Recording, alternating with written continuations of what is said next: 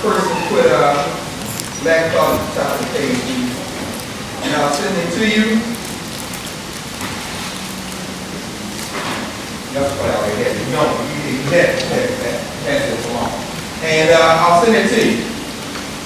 So that way you can have it to read this weekend and we'll start. But what I'm going to do today is continue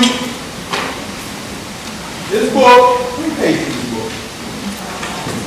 Oh, I thought it was 500 pages. It's only 436.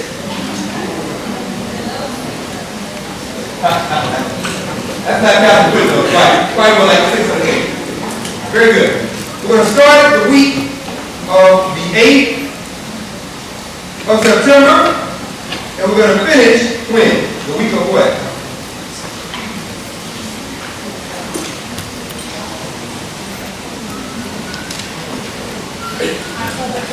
October 15th. That will give us 2, 4, 6, 8, 10, 12 class sessions. Meaning that if you put all 12 of those class sessions together, that would give us roughly 18 hours on this book. So if we read 18 hours, means that we start on time, we end on time, we probably isn't going to happen, but we're going to try to control for that.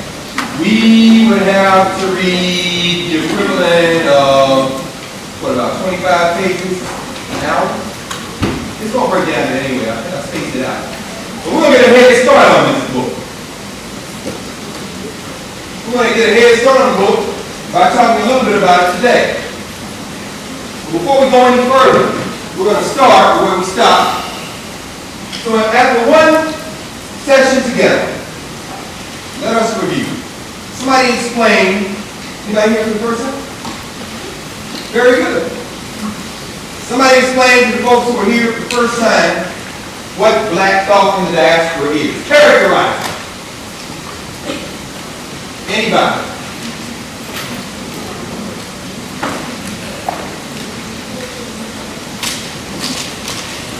Yes, ma'am.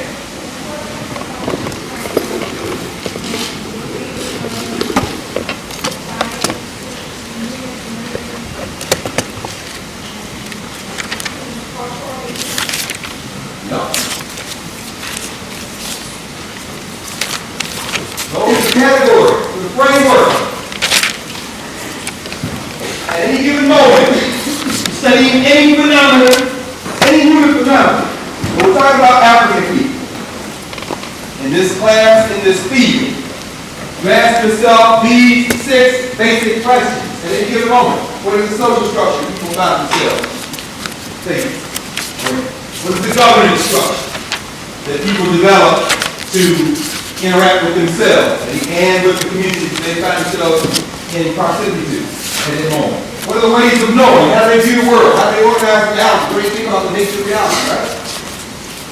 Science and technology. What ways do they develop to communicate, to shape their environments, their human environments and their physical environments? What tools do they develop to do that? Movement and memory, as they move from place to place, from time to time, from moment to moment, how they preserve their memory of what they have experienced and use those memories to adapt to the circumstances they find themselves in. And finally, cultural meaning-making, kind of catch-all category, what types of cultural texts and practices do they develop? A text is anything that can be read or written.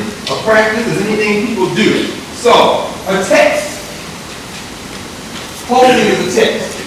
This is a dashiki, anywhere in Africa, but somewhere along the line, in the past half century or so, people developed these as somewhere between a shirt and tie like they have in Europe and clothing that may have been worn in Africa because it's more comfortable. But it's a cultural text. If you know the history of it, you can place it in time and space, which is why a lot of times people see people wear stuff like this, they say, what are you doing? I'm reading your text and writing your answer. This black fist in the air, that's a cultural practice. It's something people do. It signals something.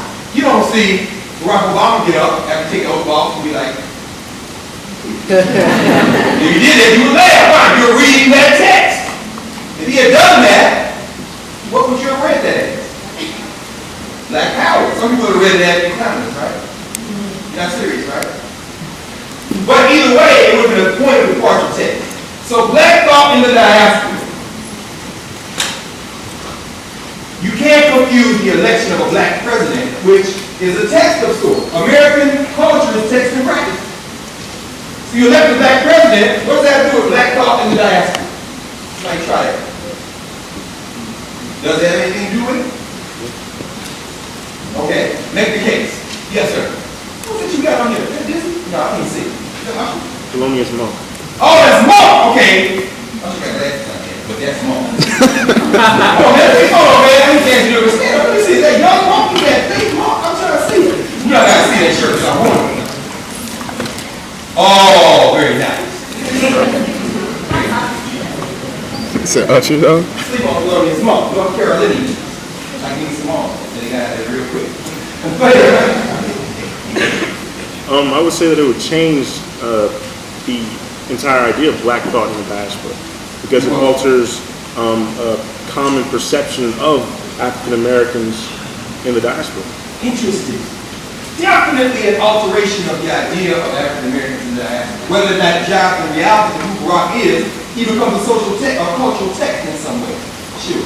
And that moment of his election becomes something that we move forward to with a particular set of members. No matter how they vote, in fact, we got an idea about how they vote. Okay.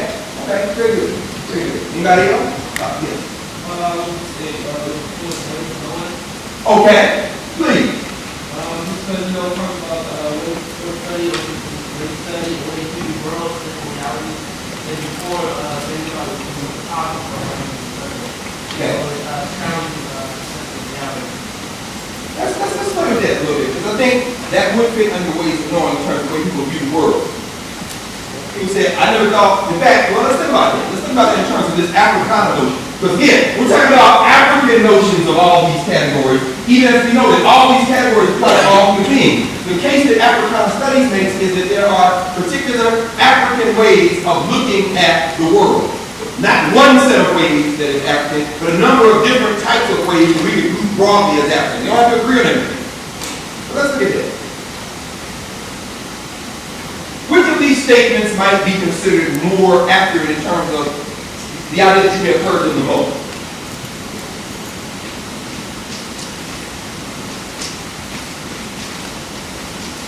Couldn't or never happened, or never happened in my lifetime, or never lived to see. Of these two, which do you see, which do you think, did you hear the most when we were interviewed about this election? How many people say this? People say this. You see African? In other words, it's going to happen. I just thought I'd never lived to see. What does that signal in terms of worldview? Say it again. Well, that said, in terms of social structure, absolutely. It was a commentary on the social structure in terms of the race-based nature of American society. But what does it say about the faith tradition, the belief systems of African people that they said, I never thought I would see it happen in my lifetime, which implies what? That it was going to happen. What does it say? What do y'all think? Wait. There's a sense of expectation. Very good.